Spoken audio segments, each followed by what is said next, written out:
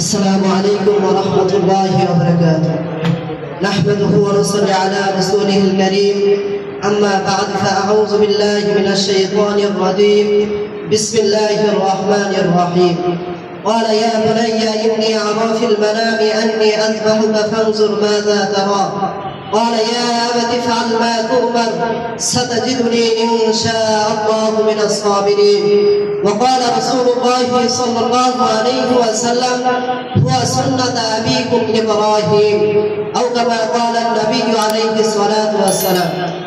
অতঃপর মারকাজুল উলুম ওয়াল ফুনুন ঢাকা এর পক্ষ থেকে আয়োজিত আজকের এই অনুষ্ঠানের সম্মানিত সভাপতি, বিজ্ঞ বিচারকগণ এবং আমার সামনে উপবিষ্ট দূর দূরান্ত থেকে আগত ইলম পিপাসিত ছাত্র ভাইয়েরা, সকলকে আমার পক্ষ থেকে জানাই আন্তরিক মোবারকবাদ।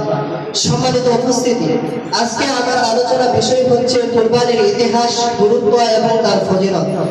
এর উপর ভিত্তি করে কিঞ্চিত পরিমাণে আলোচনা করার চেষ্টা করব ইনশাআল্লাহ।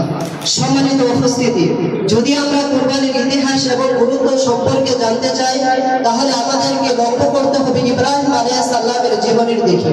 হযরত ইব্রাহিম আলাইহিস সালাম তার জীবনের শেষ প্রান্তে এসে আল্লাহ তাআলার নিকট দোয়া করলেন, রব্বি হাবলি মিনাস সালিহিন, হে আল্লাহ আপনি আমাকে একজন নেককার সন্তান দান করেন। আল্লাহ রাব্বুল আলামিন ইব্রাহিম আলাইহিস সালামের দোয়াকে কবুল করলেন, হযরত ইসমাঈল আলাইহিস সালামকে দুনিয়াতে পাঠালেন।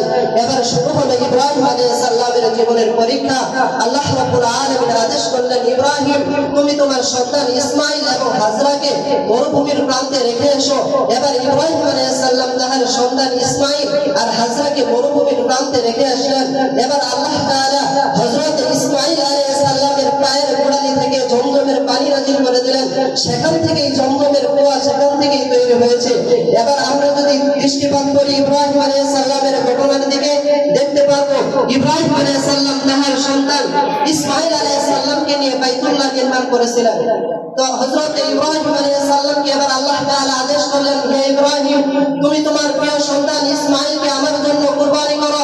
এবার হযরত ইব্রাহিম আলাইহিস সালাম তার সন্তানকে বলতে লাগলেন, ক্বালা ইয়া বুনাইয়া ইন্নী আরা ফিল মানামি আন্নী আযবাহুকা ফানজুর মাযা তারা, হে আমার সন্তান আমি স্বপ্নে দেখেছি তোমাকে জবাহ করেছি।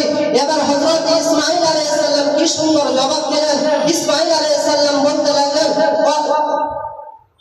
قال يا أبت افعل ما تؤمر ستجدني إن شاء الله من الصابرين, হে আমার পিতা আপনি আপনার স্বপ্নকে বাস্তবায়ন করুন, নিঃসন্দেহে আপনি আমাকে ধৈর্যশীলদের মধ্যে পেয়ে যাবেন।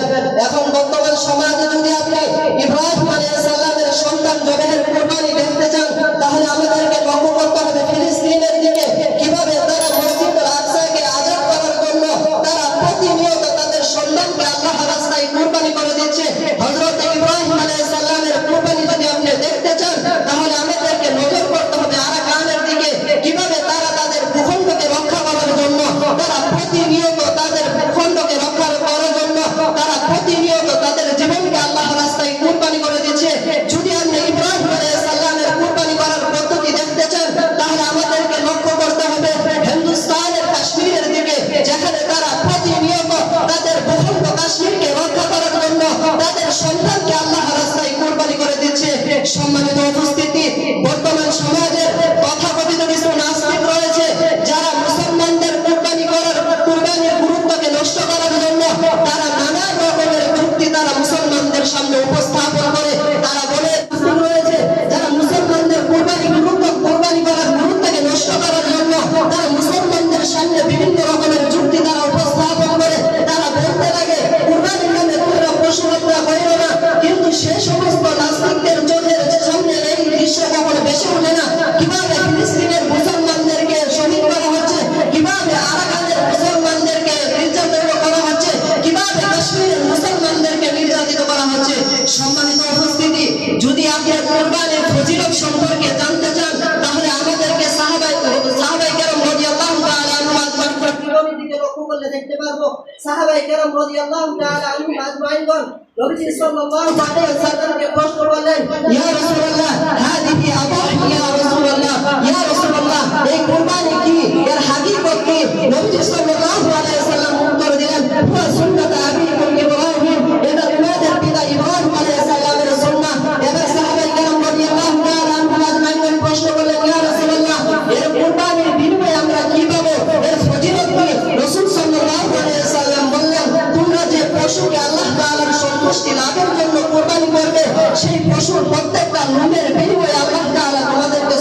করবেন। তো সম্মানিত উপস্থিতি, আল্লাহ তাআলা সকলকে কুরবানির ফজিলত লাভ করার তৌফিক দান করুন। ওয়া মা আলাইনা ইল্লাল